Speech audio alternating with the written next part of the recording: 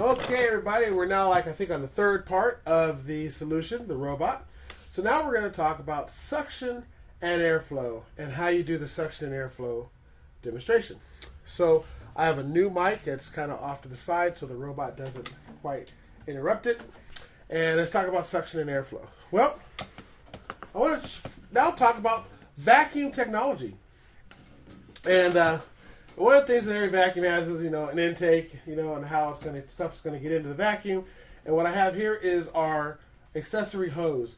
Very, very durable. It is so durable that I can kink it just like this without any worry of the hose being damaged. And so our hose has nylon-coated steel.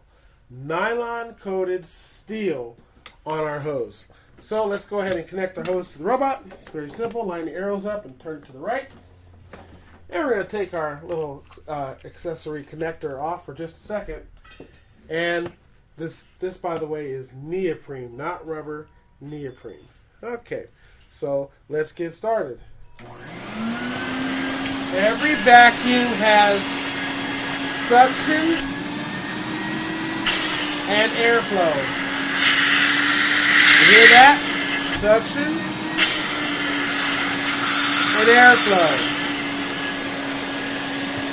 And we're going to use my white cloth here to kind of show you that pull, that suction that happens here, okay?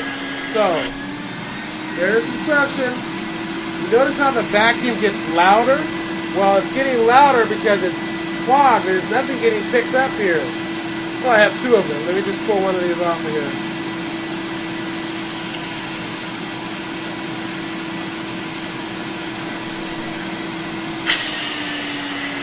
Now that tug is because of airflow. Okay? That's airflow. Hear that? That's airflow. That's why something can come into our unit. And that is also the reason why we do not get clogged, because